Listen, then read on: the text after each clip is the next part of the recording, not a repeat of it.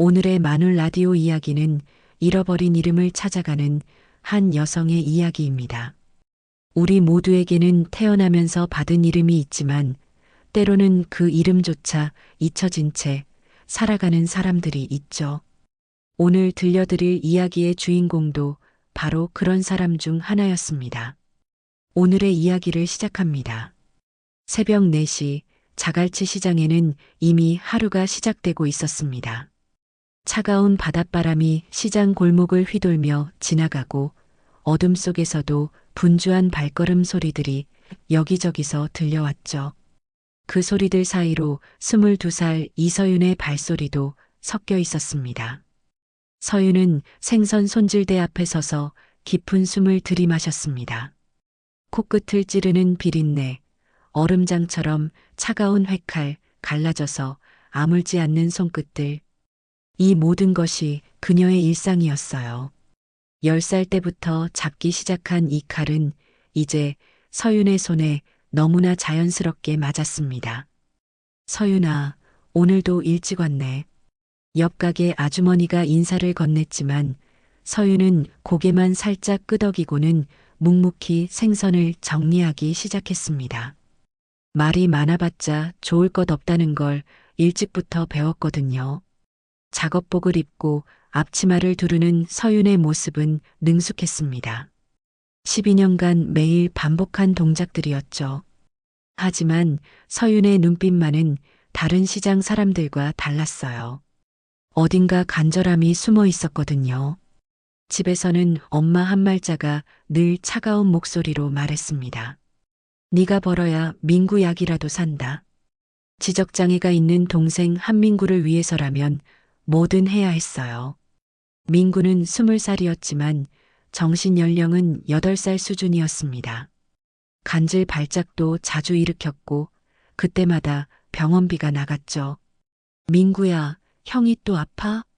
서윤이 집에 돌아가면 늘 민구가 기다리고 있었어요. 누나만 보면 환하게 웃는 순진한 얼굴이었습니다. 누나, 생선 냄새. 민구가 코를 찡긋하며 말했지만 싫어하는 표정은 아니었어요. 그냥 누나가 일하고 온다는 걸 아는 것 같았습니다. 학교는 사치였죠. 야간 고등학교 입학 원서를 몰래 받아왔을 때 엄마는 눈도 깜빡하지 않고 그 종이를 찢어버렸습니다. 회칼 잡은 손으로 무슨 공부야. 그날 밤 서윤은 생선 창고 구석에 쪼그려 앉아서 작은 목소리로 혼잣말을 했어요. 언젠가는 생선 대신 책을 잡을 거야. 아무도 듣지 못할 만큼 작은 목소리였지만 그 속에는 단단한 의지가 담겨 있었습니다.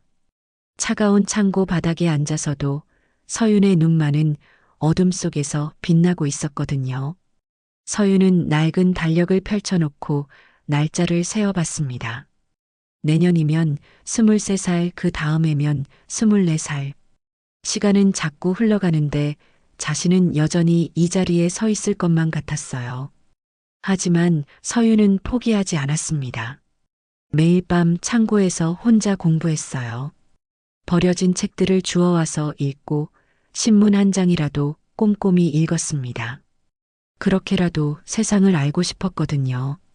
시장 사람들은 서윤을 신기하게 여겼습니다. 다른 동네 아이들과는 뭔가 달랐거든요. 생선을 손질할 때도 유독 깔끔했고 돈 계산도 머릿속으로 척척 해냈죠. 장부 정리하는 모습을 보면 글씨도 또박또박 예뻤습니다. 야, 서윤아. 너 정말 이상하다. 동네 국밥집 사장이 서윤을 보며 고개를 저었습니다. 뭐가 이상해요? 이 동네 애 같지가 않아. 말투도 그렇고 행동도 그렇고. 너 진짜 여기서 태어난 거 맞나? 서윤은 대답하지 않았습니다. 사실 본인도 가끔 그런 생각이 들었거든요. 엄마와 동생과는 왜 이렇게 다를까 하고 말이죠. 시장에서 일하다 보면 온갖 사람들을 만났습니다. 새벽부터 나와서 하루벌이를 걱정하는 아주머니들, 술에 취해 비틀거리며 해장국을 찾는 아저씨들, 학교 가기 전에 엄마 심부름을 하러 온 아이들까지. 모두 각자의 사연을 가지고 살아가고 있었어요. 서윤은 그 사람들을 관찰하는 걸 좋아했습니다. 어떤 사람이 어떤 생선을 좋아하는지, 어떻게 말을 걸어야 기분 좋게 물건을 사가는지, 그런 것들을 알아가는 재미가 있었거든요. 서윤이는 정말 눈치가 빨라. 손님이 뭘 원하는지 금방 알아차린다니까.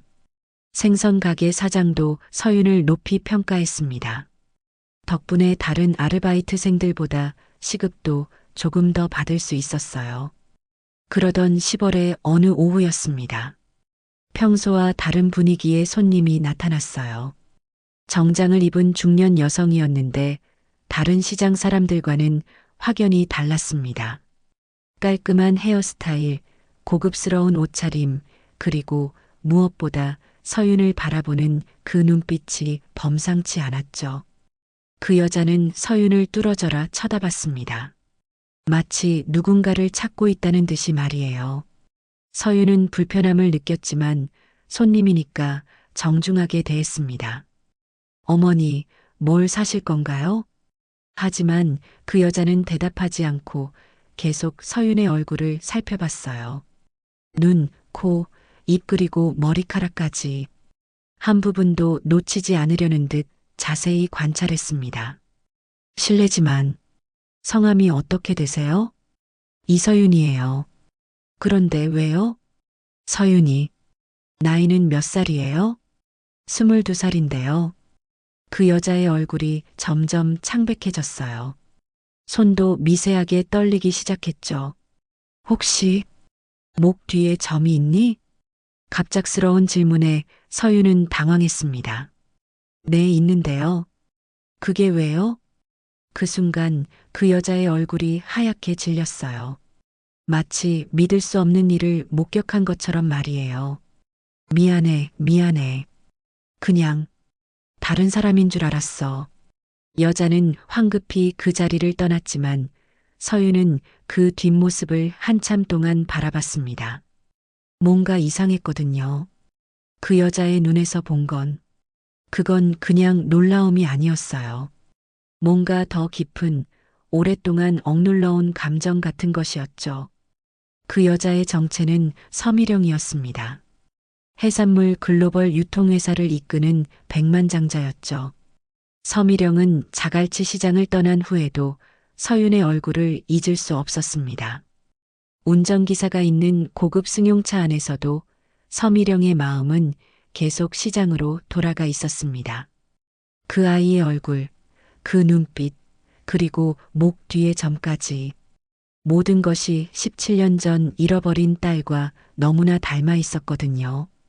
서미령은 원래 바다를 피하던 사람이었습니다. 딸을 잃은 후로는 바다 근처에 가는 것조차 힘들어했죠.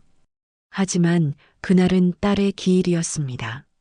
매년 이날만큼은 바닷가로 와서 딸을 그리워했어요. 회장님, 어디로 가시겠습니까? 잠깐만요. 서미령은 가방에서 낡은 사진을 꺼냈습니다. 5살 서예진의 마지막 사진이었어요. 그리고 그 사진 속 아이와 방금 본 이서윤을 비교해 봤습니다.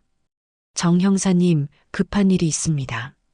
서미령은 곧바로 정윤철 형사에게 전화를 걸었습니다. 17년 전 딸의 실종 사건을 담당했던 형사였죠.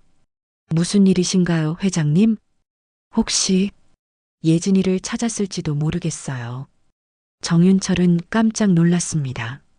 17년 동안 단 한 번도 포기하지 않았던 서미령이었지만 이렇게 확신에 찬 목소리는 처음이었거든요. 어디서 만나셨나요? 자갈치 시장이에요. 생선 손질하는 22살 여자. 목 뒤에 점도 있고 예진이랑 너무 닮았어요. 정윤철도 가슴이 뛰기 시작했습니다. 17년 동안 미제로 남아있던 사건이었거든요. 당시 온 나라가 떠들썩했던 사건이기도 했죠. 자세한 이야기를 들어봐야겠습니다. 다음 날 정윤철은 자갈치 시장을 찾았습니다. 멀리서 서윤을 관찰해 보니 서미령의 말이 맞는 것 같았습니다. 실종 당시 5살이었던 서예진의 사진과 놀랍도록 닮아 있었거든요. 며칠 동안 은밀한 조사가 이어졌습니다. 서윤이 다니는 병원에서 정기검진을 받을 때 몰래 채열한 혈액 샘플, 그리고 서미령의 DNA를 비교 분석했죠. 결과가 나오기까지 일주일이 걸렸습니다. 그 일주일 동안 서미령은 잠을 이루지 못했습니다. 17년 만에 찾아온 희망이었거든요. 회장님, 결과가 나왔습니다. 정윤철의 목소리는 떨리고 있었습니다. 친자 확률 99.9%입니다. 이서윤 씨가 회장님의 따님 서예진이 맞습니다. 그 순간 서미령은 무너져 내렸습니다. 17년 동안 품어온 그리움, 자책감, 그리고 끝없는 기다림이 한꺼번에 터져 나왔죠. 내 딸, 내 예진이가 살아있었구나. 한편 서윤은 여전히 아무것도 모른 채 시장에서 일하고 있었습니다. 다만 요즘 들어 이상한 꿈을 자주 꾸고 있었어요. 커다란 집, 따뜻한 품, 그리고 자장가를 불러주는 누군가의 목소리 말이죠. 그런데 바로 그날 밤 서윤의 인생을 바꿀 전화 한 통이 걸려왔습니다. 이서윤 씨신가요? 저는 부산지방경찰청 정윤철 형사입니다. 급히 만나서 이야기할 일이 있습니다.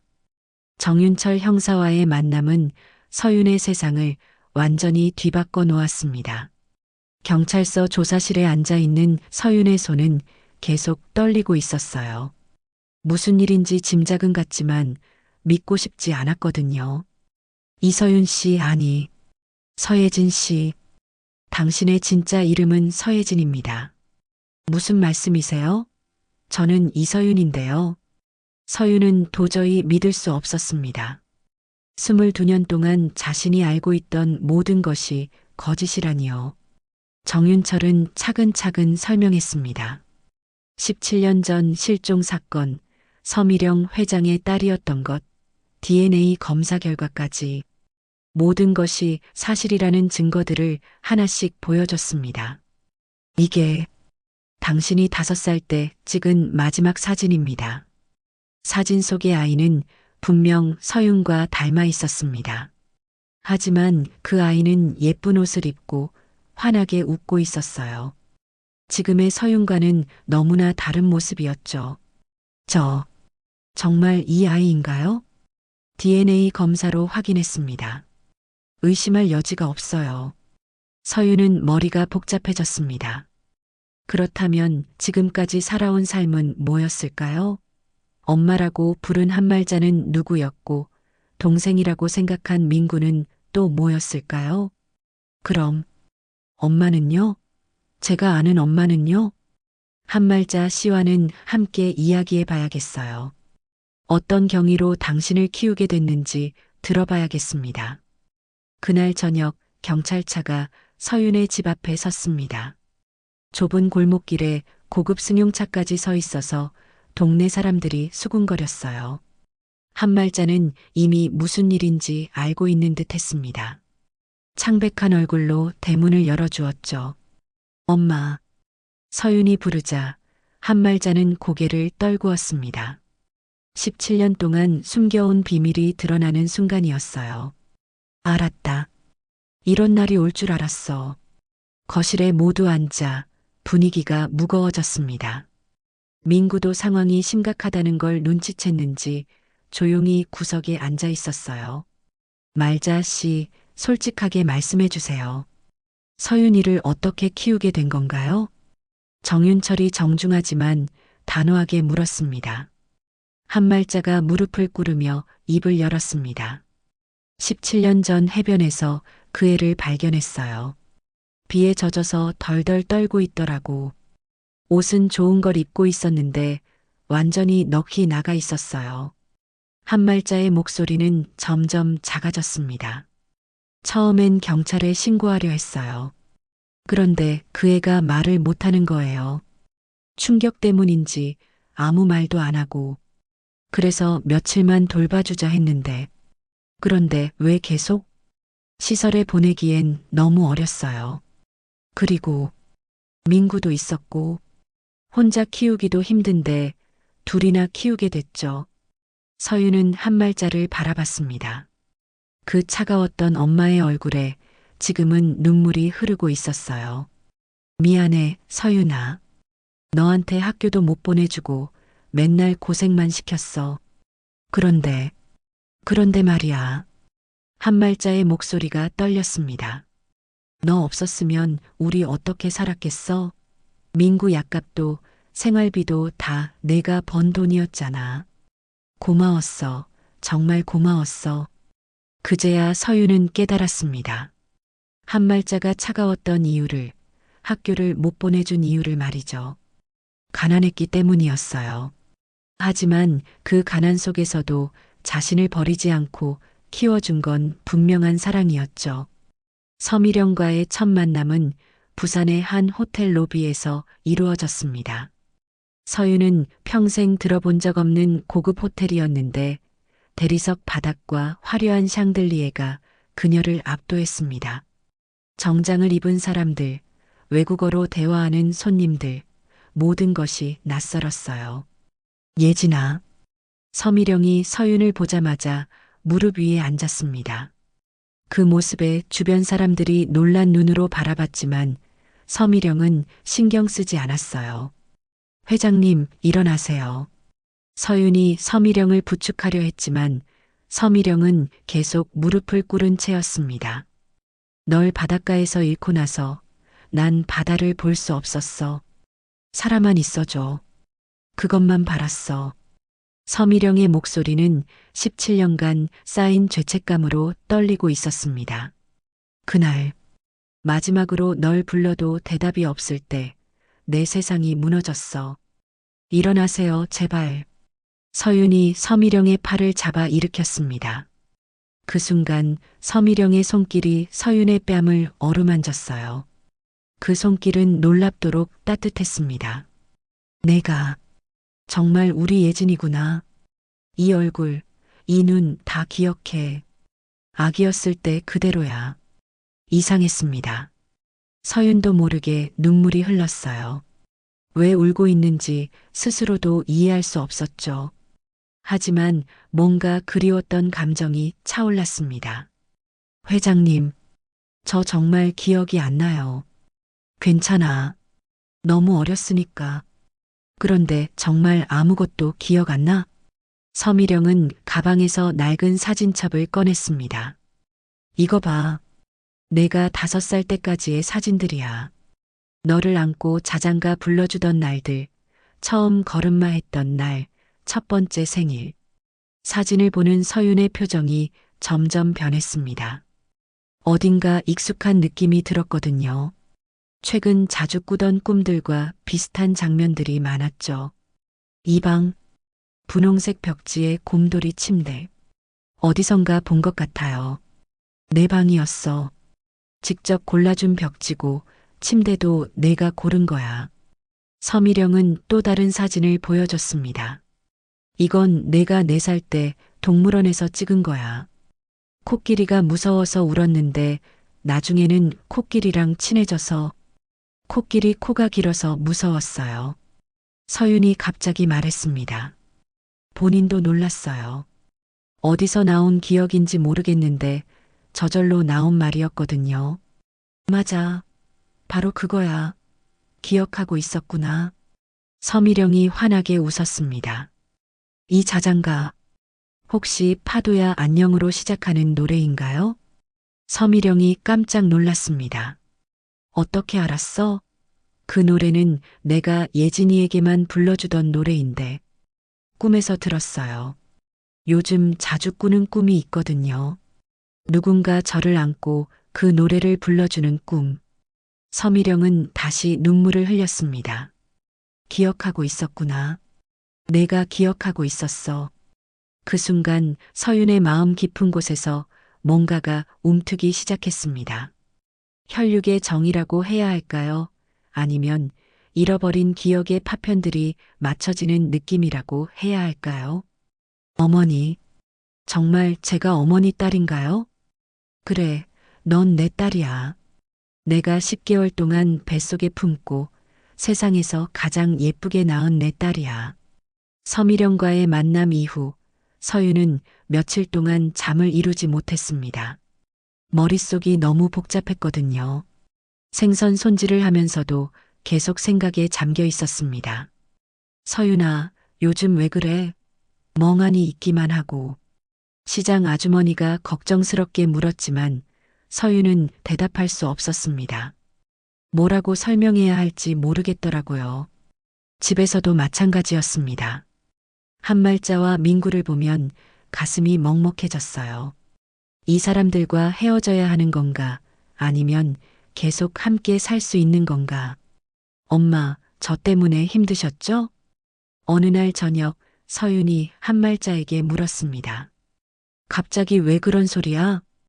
그냥 제가 없었으면 엄마도 더 편하셨을 텐데. 한말자는 설거지하던 손을 멈췄습니다. 그리고 서윤을 돌아봤어요. 서윤아, 너 진짜 엄마 떠날 거야? 그런 게 아니라 네가 없으면 우리 어떻게 사나? 민구도 네만 따르는데. 한말자의 목소리에 불안감이 스며 있었어요. 17년 동안 함께 산 딸을 잃을지도 모른다는 두려움 때문이었죠. 민구도 분위기를 눈치챘는지 서윤에게 다가왔습니다. 누나, 어디가? 아니야, 민구야. 누나 안 가. 서윤이 민구를 안으며 말했지만 자신도 확신할 수 없었습니다. 그런데 바로 그때 현관문이 열렸습니다. 서미령이 들어왔어요. 미리 연락도 없이 말이죠. 어머니, 예진아, 미안해. 갑자기 와서. 그런데 너희가 어떻게 사는지 보고 싶어서. 서미령은 좁은 방 안을 둘러봤습니다. 곰팡이가 핀 벽지, 삐걱거리는 마루, 낡은 가구들. 자신의 딸이 이런 곳에서 17년을 살았다는 사실이 가슴을 아프게 했습니다. 안녕하세요. 한말자가 어색하게 인사했습니다. 서미령 역시 어떻게 대해야 할지 몰라서 당황스러워했죠. 안녕하세요. 저 예진이를 키워주셔서 감사합니다. 예진이요? 아, 서윤이요. 죄송해요. 둘 사이에 어색한 침묵이 흘렀습니다. 서윤은 그 분위기가 견디기 힘들었어요. 두 분 다 앉으세요. 제가 말씀드릴 게 있어요. 서윤이 두 사람 앞에 앉았습니다. 며칠 동안 고민했던 결정을 말할 때가 온 거였죠. 저는 두 분 모두를 엄마라고 생각합니다. 서미령과 한말자 모두 놀란 표정을 지었습니다. 말자 엄마는 저를 17년 동안 키워주셨습니다. 가난해도 힘들어도 포기하지 않으셨죠. 그리고 서미령 어머니는 저를 낳아주시고 17년 동안 한 번도 포기하지 않고 찾아주셨고요. 서윤의 목소리는 또렷했습니다. 전 두 엄마를 모두 가슴에 품고 살고 싶어요. 저를 지켜준 이름도 저를 낳아준 이름도 다 소중하니까요. 서윤아. 한말자의 눈에서 눈물이 흘렀습니다. 그럼 넌 어떻게 살 거야? 여기서 계속 살 거야? 아니면 학교에 가고 싶습니다. 서윤이 처음으로 자신의 꿈을 이야기했습니다. 17년 동안 꿈꿔왔어요. 생선 대신 책을 잡는 꿈을요. 그런데 이제 그게 가능할 것 같습니다. 서미령이 고개를 끄덕였습니다. 물론이지. 내가 원하는 건 뭐든 해줄게. 대학도 유학도. 감사합니다. 하지만 조건이 있어요. 서윤이 단호하게 말했습니다. 민구와 말자 엄마도 함께 돌봐주세요. 저 혼자만 잘 살 순 없어요. 서미령은 잠깐 망설였지만 곧 미소를 지었습니다. 그래, 그렇게 하자. 우리 모두 가족이 되는 거야. 그날 밤 세 사람은 오랜 시간 이야기를 나눴습니다. 과거의 아픔도 앞으로의 계획도 모두 털어놓으면서 말이죠. 서윤의 새로운 삶은 생각보다 빠르게 시작됐습니다. 서미령은 약속을 지켰습니다. 한말자와 민구를 위한 새 집을 마련해주고 민구의 치료비도 모두 지원했죠. 그리고 서윤을 위해서는 특별한 계획을 세웠습니다. 미래해산물 장학재단 1호 장학생으로 너를 선발했어. 서미령이 대학 입학 서류를 건네며 말했습니다. 어머니가 만드신 장학재단이에요? 내가 돌아온 기념으로 만들었지. 앞으로 너처럼 어려운 환경의 학생들을 도울 거야. 서윤은 부산대학교 식품영양학과에 입학했습니다. 23세 늦은 나이였지만 그 누구보다 열심히 공부했어요. 17년 동안 꿈꿔온 책을 드디어 잡을 수 있었으니까요. 첫 수업 시간이 인상적이었습니다. 교수님이 자기소개를 하라고 했을 때 다른 학생들은 어디 고등학교를 나왔는지, 어떤 동아리 활동을 했는지 이야기했습니다. 서윤의 차례가 왔어요. 안녕하세요. 이서윤입니다. 저는 12년 동안 자갈치 시장에서 생선을 손질했습니다. 강의실이 조용해졌습니다. 모든 학생들이 서윤을 바라봤어요. 신선한 재료가 얼마나 중요한지, 어떻게 보관해야 하는지 몸으로 배웠습니다. 이론적인 공부는 부족하지만 실무 경험을 바탕으로 열심히 배우겠습니다. 교수님이 관심을 보였습니다. 흥미롭네요. 실무 경험이 있으니 이론과 접목하면 더 깊이 있는 공부가 될 거예요. 서윤은 학교에서도 특별했습니다. 다른 학생들이 이론으로만 아는 것들을 실제로 경험해 본 사람이었으니까요. 식품보존법에 대한 수업에서는 교수보다 더 자세히 설명할 수 있었습니다. 교수님, 실제로는 온도뿐만 아니라 습도도 중요합니다. 그리고 생선마다 최적의 보관 방법이 달라요. 맞습니다. 서윤 씨가 현장에서 배운 지식이군요. 교수들도 서윤의 실무 지식에 감탄했습니다. 논문으로만 공부한 것과 실제 현장 경험은 분명 다른 가치가 있었거든요. 주말이면 여전히 자갈치 시장에 갔습니다. 공부를 위해서가 아니라 그곳 사람들이 그리워서였어요. 서윤아, 대학생 됐다면서? 이제 우리 같은 사람들 창피하지? 무슨 소리세요? 여기가 제 고향인데요. 서윤은 시장 아주머니들과 여전히 정답게 이야기를 나눴습니다. 그들에게서 배운 인정이 서윤을 더 따뜻한 사람으로 만들어줬거든요. 대학 2년째가 되자 서윤은 특별한 프로젝트를 시작했습니다. 전통 해산물 가공 기술에 현대적인 영양학 이론을 접목한 연구였죠. 예진아, 이거 정말 대단한 아이디어네. 서미령이 서윤의 연구 보고서를 보며 감탄했습니다. 자갈치에서 배운 전통 방식에 과학적 근거를 더한 거예요.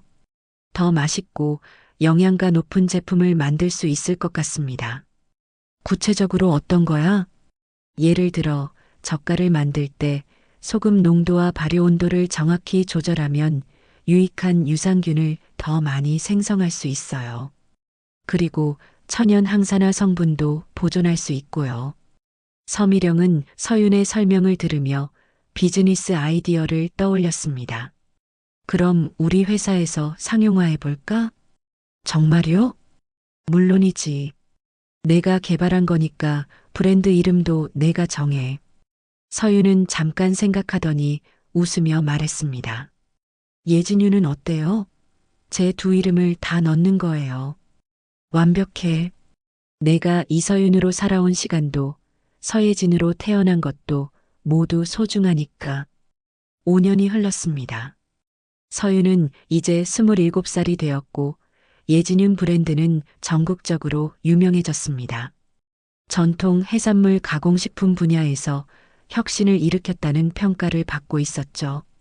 백화점과 대형마트에서도 서윤의 제품을 쉽게 찾을 수 있었어요. 12월의 어느 저녁, 서윤은 특별한 연말 만찬을 준비했습니다. 부산 해운대가 내려다 보이는 레스토랑을 빌려서 자신에게 소중한 사람들을 모두 초대했습니다. 어머니 말자, 엄마 민구야. 모두 와주셔서 고맙습니다. 서윤은 환한 미소로 사람들을 맞이했습니다. 예전의 자갈치 시장 아주머니들, 대학교 교수님들, 그리고 회사 직원들까지 모두 한자리에 모였어요. 민구는 이제 많이 좋아져서 간단한 일을 할 수 있게 되었습니다.